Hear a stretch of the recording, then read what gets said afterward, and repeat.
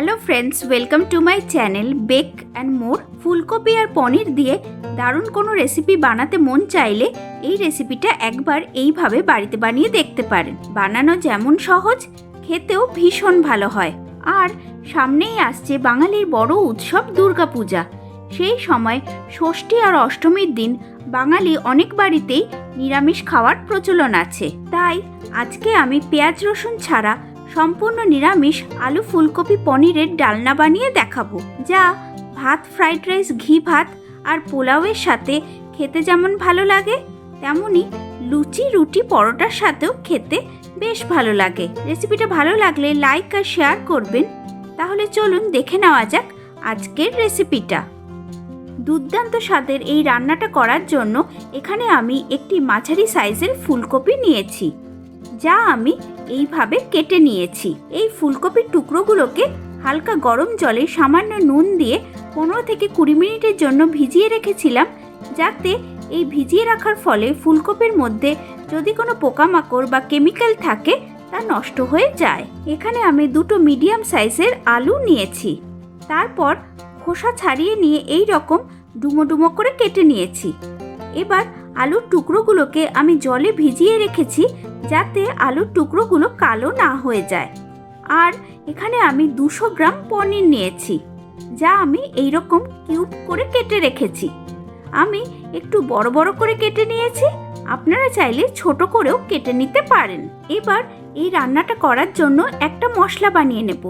তার জন্য একটি মিক্সিং জারে নিয়ে নিচ্ছি একটি মিডিয়াম সাইজের টমেটো, যা আমি 2 টুকরো করে কেটে রেখেছি। আর দিয়ে দেব 4টে কাঁচা লঙ্কা, কয়েক টুকরো আদা আর সামান্য জল। এবার এগুলোর একটা স্মুথ পেস্ট বানিয়ে নেব।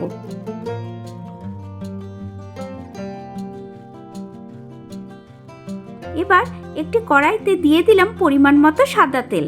তেলটা ভালো করে গরম হলে আগের থেকে কেটে রাখা আলুর টুকরোগুলো দিয়ে দিলাম। খুব সামান্য নুন দিয়ে আলুর টুকরোগুলোকে হালকা লাল লাল করে ভেজে নেব।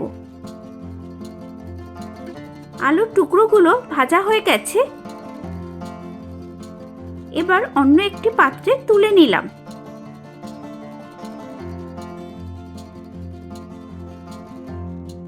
এবার আলু ভেজে রাখার ওই তেলেই দিয়ে দিচ্ছি কেটে রাখা ফুলকপির টুকরোগুলো, আর দিয়ে দেব সামান্য হলুদ গুঁড়ো। ফুলকপির টুকরোগুলোকেও উল্টে পাল্টে হালকা লাল লাল করে ভেজে নেব। এই সময় ফ্লেমটা মিডিয়ামে থাকবে। বেশ কিছুক্ষণ ফুলকপির টুকরোগুলোকে উল্টে পাল্টে ভেজে নিয়েছি। এবার অন্য একটি প্লেটে তুলে নিলাম।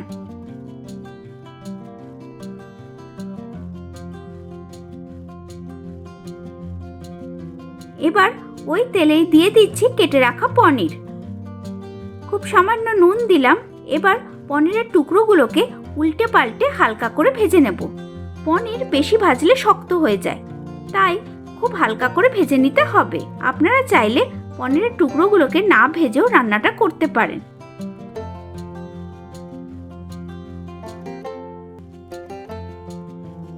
পনিরের টুকরোগুলো ভাজা হয়ে গেছে। এবার কড়াই থেকে অন্য একটি প্লেটে তুলে নিলাম।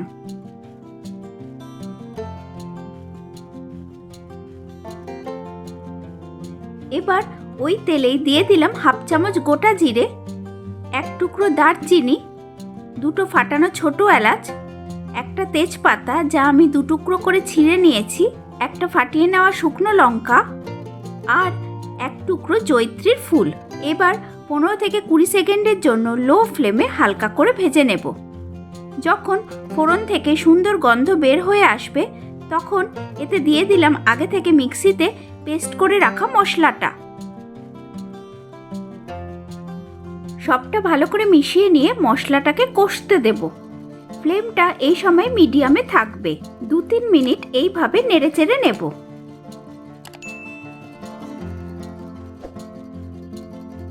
মশলাটার কাঁচা গন্ধ চলে গেলে দিয়ে দিলাম সামান্য জল, আর দিয়ে দেব 1 চামচ জিরে গুঁড়ো, 1/2 চামচ হলুদ গুঁড়ো আর 1/2 চামচের একটু বেশি কাশ্মীরি লাল লঙ্কার গুঁড়ো। সবটা ভালো করে মিশিয়ে নিয়ে ফ্লেমটাকে মিডিয়ামে রেখে আমি মশলাটাকে কষিয়ে নেব।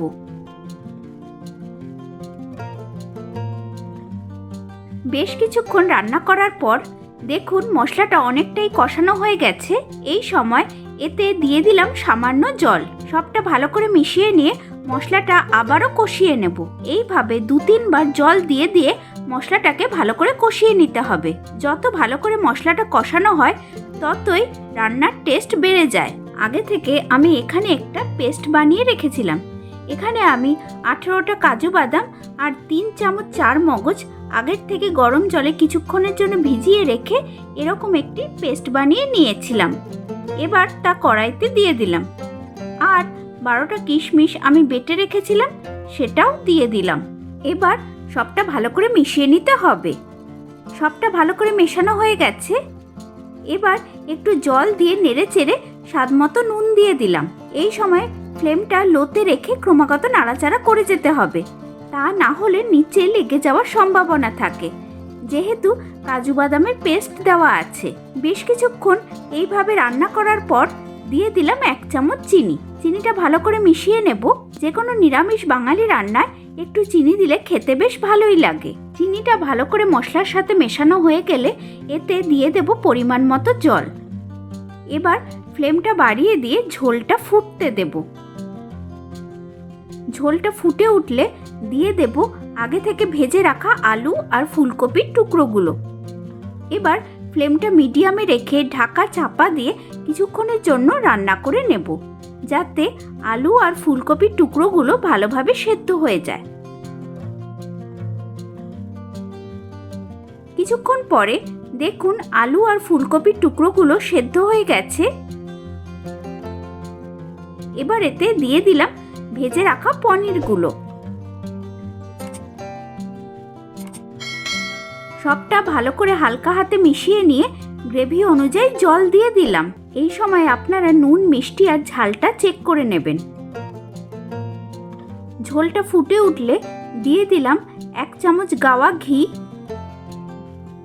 4টে ছোট এলাচ বাটা আর 3টে আস্ত কাঁচা লঙ্কা। সবটা খুব হালকা হাতে নেড়ে মিশিয়ে নেব। এবার আরও 1 মিনিটের জন্য রান্না করে গ্যাসের ফ্লেমটা বন্ধ করে দিলাম। এবার ঢাকা চাপা দিয়ে 5 মিনিটের জন্য স্ট্যান্ডিং টাইমে রেখে দেব। তারপরে পরিবেশন করে দেখাবো। আশা করছি আমার আজকের এই আলু ফুলকপি পনিরের ডালনা রেসিপিটা আপনাদের সকলের ভালো লেগেছে। রেসিপিটা ভালো লাগলে লাইক, শেয়ার আর কমেন্ট করবেন। আর আমার চ্যানেলে নতুন বন্ধু হয়ে থাকলে আজই চ্যানেলটিকে সাবস্ক্রাইব করে পাশে থাকা বেল বাটনটি প্রেস করে অল করে নেবেন, যাতে আমি যখনই এরকম আরও নিত্য নতুন সুস্বাদু রেসিপির ভিডিও দেব তার নোটিফিকেশন আপনাদের মোবাইলে খুব তাড়াতাড়ি পৌঁছে যাবে। তাহলে আসি আজকে, টাটা।